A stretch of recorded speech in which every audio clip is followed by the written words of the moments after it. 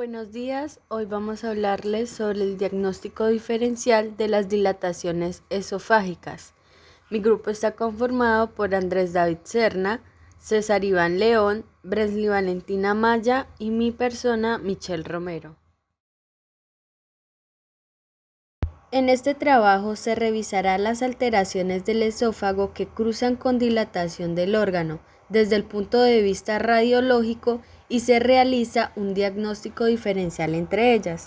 Y para esto vamos a hacer un recuerdo anatomofisiológico del esófago. Decimos que el esófago es un tubo músculo-membranoso de unos 30 a 60 centímetros de longitud, que se extiende desde el final de la primera vértebra cervical hasta el estómago, que es exclusivamente un órgano de transporte y se divide en tres partes dependiendo de la región que ocupa, los cuales son el esófago cervical, es el que abarca desde el músculo faringe posterior hasta la entrada del tórax.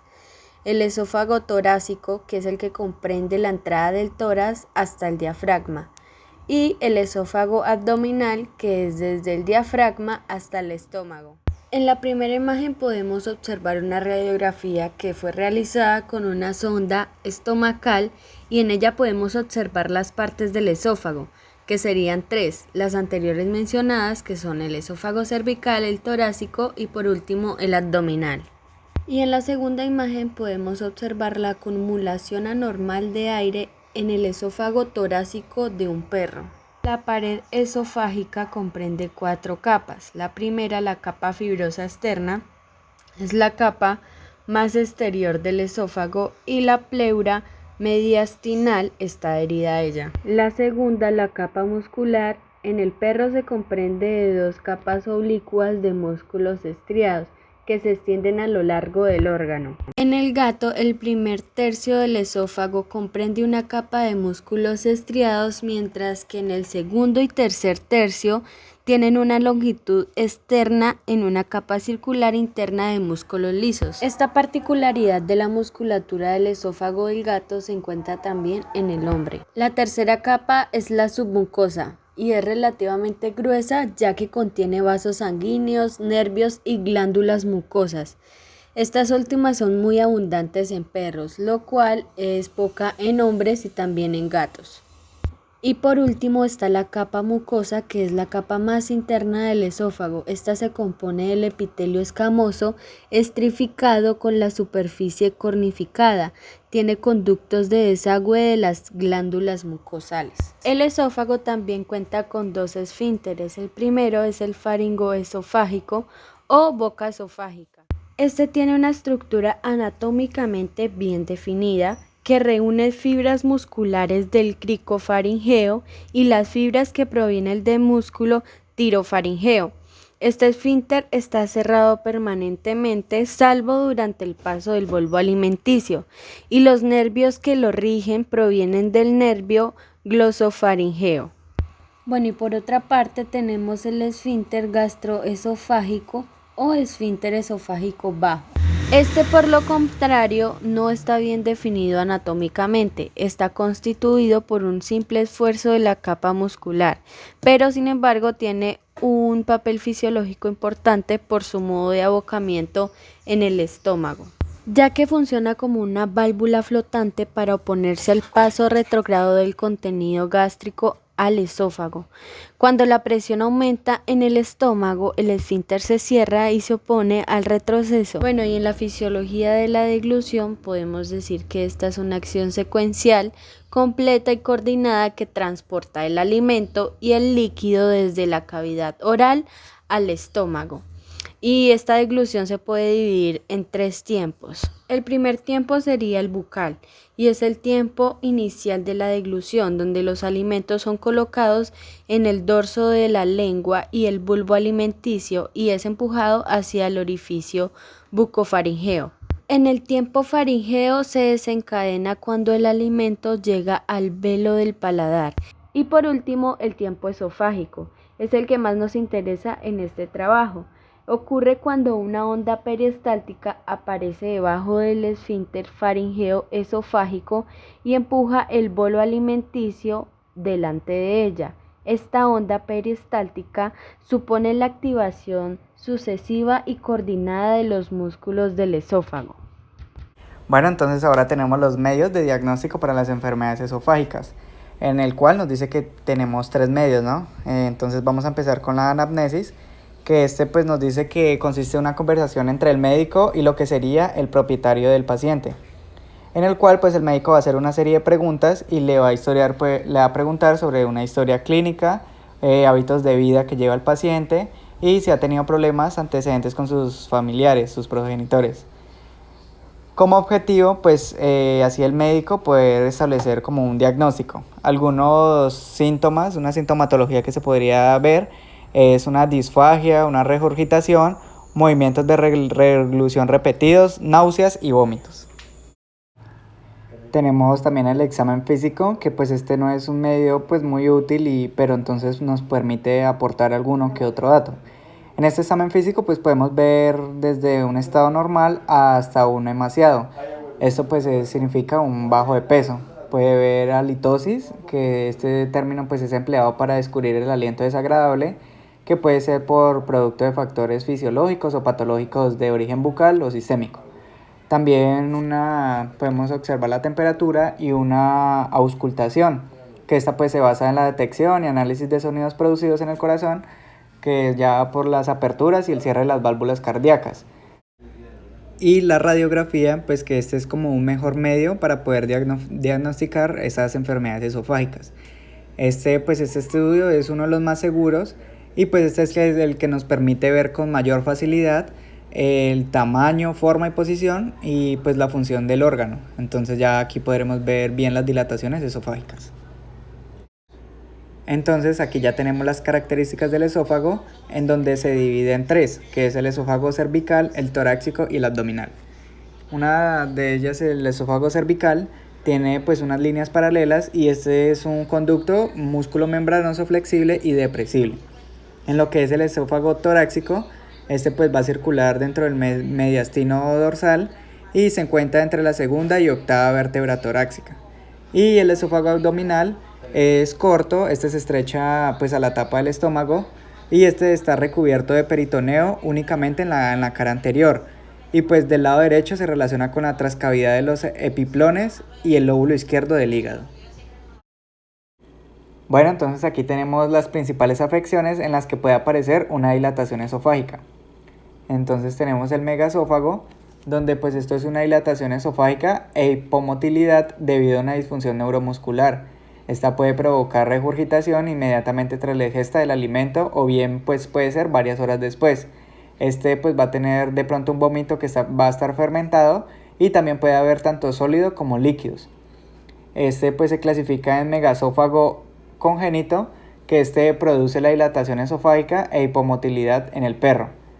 Este pues se va a producir una disregulación neuromuscular que se presenta pues en mayor caso en los cachorros al destete.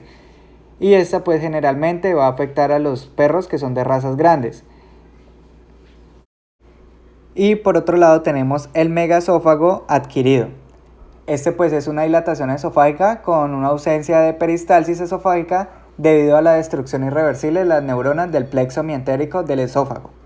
Esta pues se dice que es una de las más polémicas de las dilataciones, que van a aparecer los síntomas en un animal ya adulto.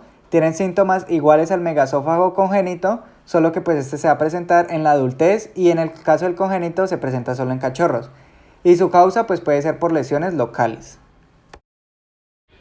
En las anomalías vasculares, pues estas también se conocen como anillos vasculares anómalos del arco aórtico y sus ramas. Bueno, estas son unas malformaciones siempre congénitas en la formación embrionaria de grandes vasos que interfieren en las funciones del esófago. Y pues estas me van a producir una esternosis esofágica hacia la base del corazón, pero esta no me va a afectar a la tráquea ni a ningún de los sistemas cardiovasculares.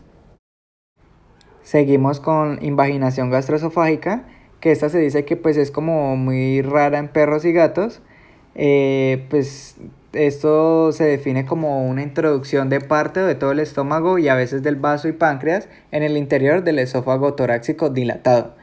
Esta pues se trata de una enfermedad poco común, como ya lo había dicho antes, y se presenta con mayor frecuencia en perros de raza grande, sobre todo pues en el pastor alemán. Esto se da pues mayormente en los que son menores de 3 meses. Y aquí tenemos esta radiografía donde podemos observar una dilatación de todo el esófago torácico.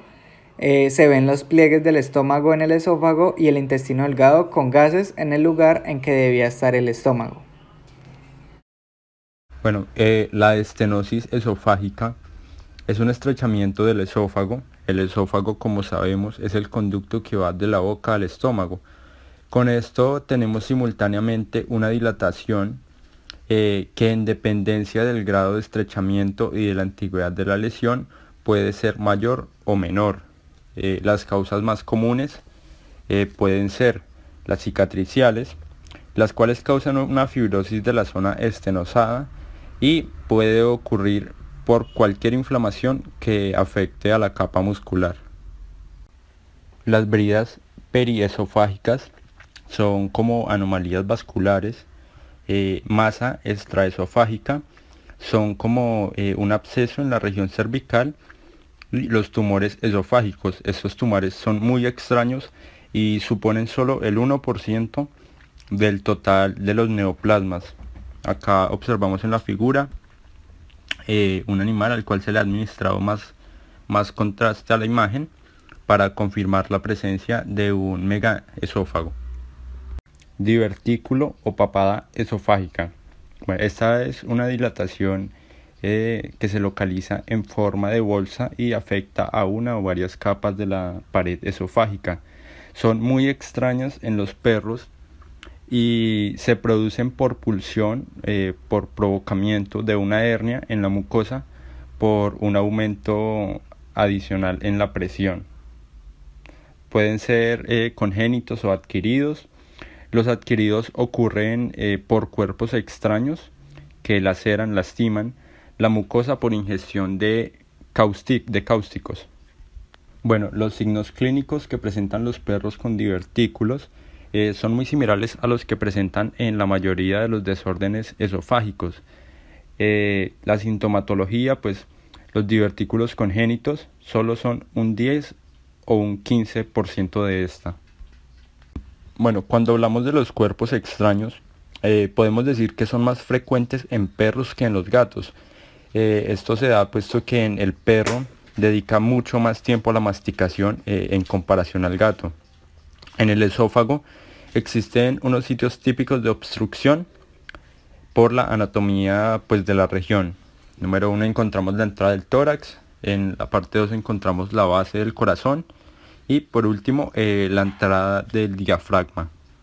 Bueno, en sintomatología, esta enfermedad presenta síntomas más alarmantes que en las otras alteraciones esofágicas. Esto se da debido a una inquietud en general en el animal. También la cigalorrea o el desprendimiento de mucosidad incolora por la boca, la inapetencia o la falta de apetito y esofagitis asociada. La esofagitis podemos describirla como una inflamación del esófago, el cual es el tubo muscular que transporta de la boca al estómago los alimentos y líquidos que se ha tragado. Otras dilataciones esofágicas menos comunes asociadas con estas enfermedades extraesofágicas pueden ser la estenosis pilórica. Esta es una enfermedad que se manifiesta principalmente en los perros, en un canal pirólico anormalmente estrecho que inhibe el flujo de los alimentos y líquidos. Puede aparecer una dilatación esofágica asociada a una estenosis pilórica, pero ocurre solamente en gatos de pelo corto. El lupus eritematoso sistémico es una patología inmunomediada multisistémica. Esta puede resultar en varios síndromes clínicos como poliartritis, glomerulonefritis, anemia hemolítica, trombociponemia y alteraciones cutáneas. Esta es una enfermedad degenerativa, asimismo suele aparecer después de mucho ejercicio y cabe resaltar que no es infecciosa y produce una polimiositis. La miastenia gravis adquirida es una patología neuromuscular muy poco frecuente.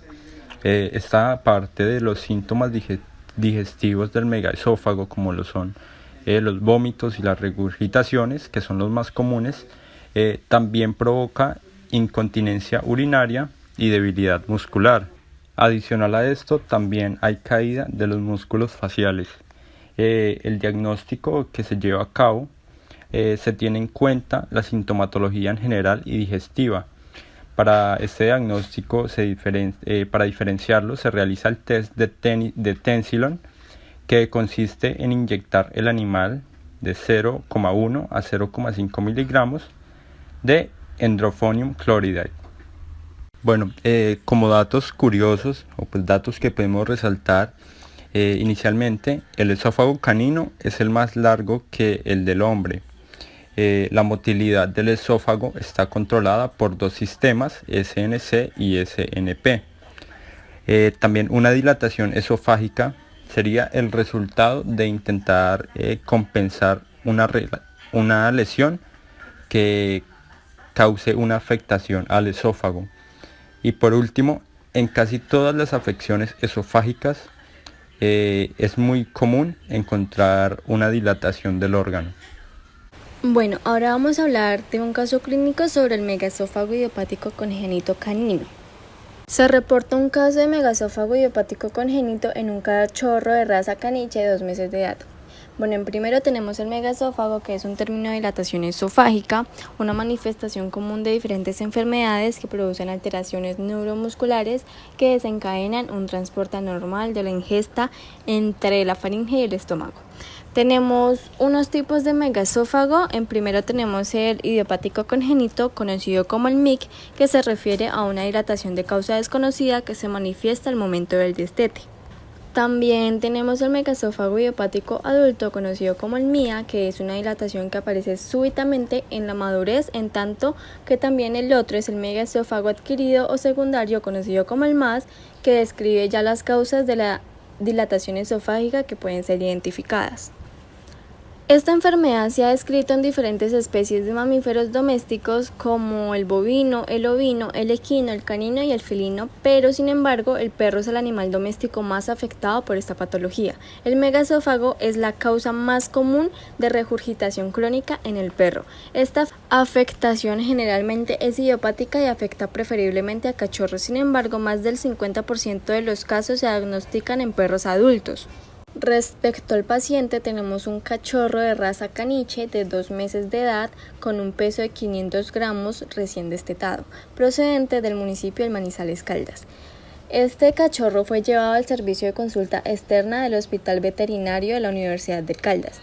El paciente fue valorado mediante un examen físico, un hemoleucograma, un urianálisis y exámenes radiológicos del esófago cervical y torácico utilizando el medio de contraste positivo, el sulfato de bario.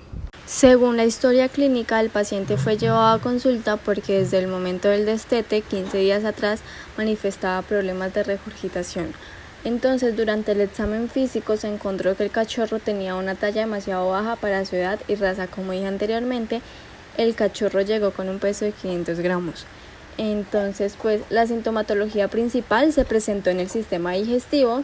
En el momento de la palpación del esófago se reveló una gran dilatación y cuando se realizó la prueba del apetito con una pequeña cantidad de alimento concentrado se pudo contrastar que el animal manifestó disfagia.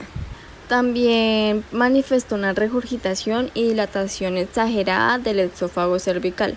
Al auscultar el tórax no se evidenció la presencia de ruidos anormales compatibles con la neumonía. El examen musculoesquelético reveló una emaciación ligera.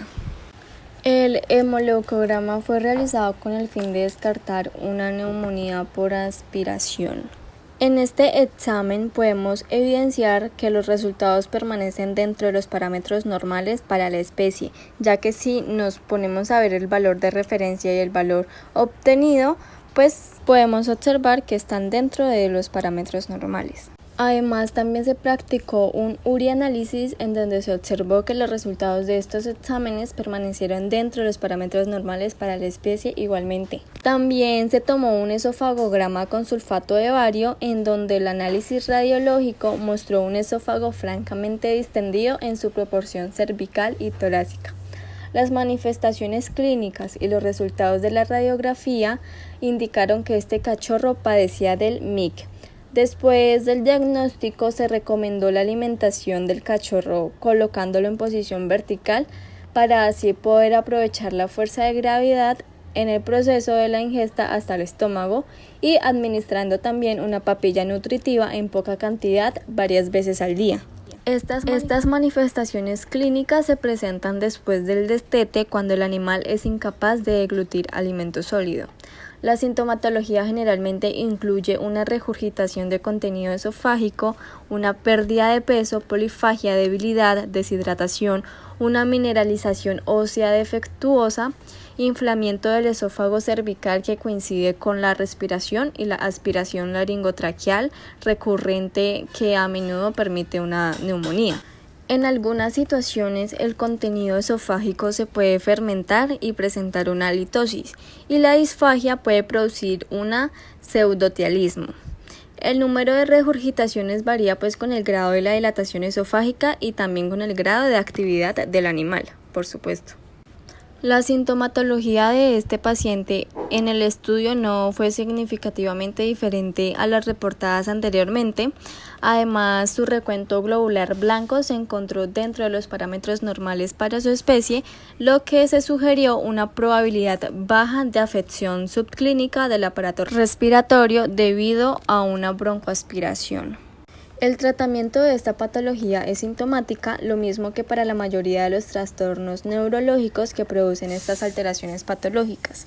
El control efectivo del megaesófago requiere prácticas nutricionales especiales como una que debe ser suministrada desde una posición elevada para que la gravedad movilice el alimento a través de las secciones esofágicas paralizadas. Es recomendable que este alimento sea semilíquido para un mejor aprovechamiento de la gravedad y se deben suministrar pequeños volúmenes para así reducir la distensión esofágica. Esta práctica fue exitosamente efectuada por los propietarios del cachorro en este reporte. En algunas ocasiones es necesario suministrar el alimento con sonda nasogástrica o gastrotomía. Si se presenta una neumonía por aspiración, se debe instaurar una terapia antibiótica basada en los hallazgos del cultivo y del antibiograma de las secreciones bronquiales, y cuando estas pruebas no se pueden realizar, será necesario iniciar una antibioterapia empírica con cloranfenicol, ampicilina, trimethoprim-sulfa o ceralosporinas. Esta terapia debe ser instaurada por vía parenteral, ya que la vía oral puede estar gravemente alterada. El pronóstico del paciente depende del tipo de megaesófago y de la edad a la cual comienza el cuadro clínico. El MIC tiene buen pronóstico siempre y cuando la alteración sea diagnosticada y tratada tempranamente. Los cachorros que son identificados y tratados al momento del destete, como sucedió en este caso, tienen mejor pronóstico que los cachorros en los cuales la condición es diagnosticada a los 4 o 6 meses de edad. Los cachorros caninos normales tienen una función esofágica incompleta, pero esta madura con la edad. Es poco probable que se presente una recuperación completa en pacientes que presenten una severa esofagiestasia. Y la neumonía por aspiración y la malnutrición limitan lo que es la longevidad de estos pacientes. Sobre la evolución del paciente, este fue llevado 2 meses más tarde, donde fue revalorado clínicamente, observándose en esta ocasión una mejor apariencia corporal, una disminución de la dilatación esofágica y ausencia de la regurgitación. Eso es todo, muchísimas gracias.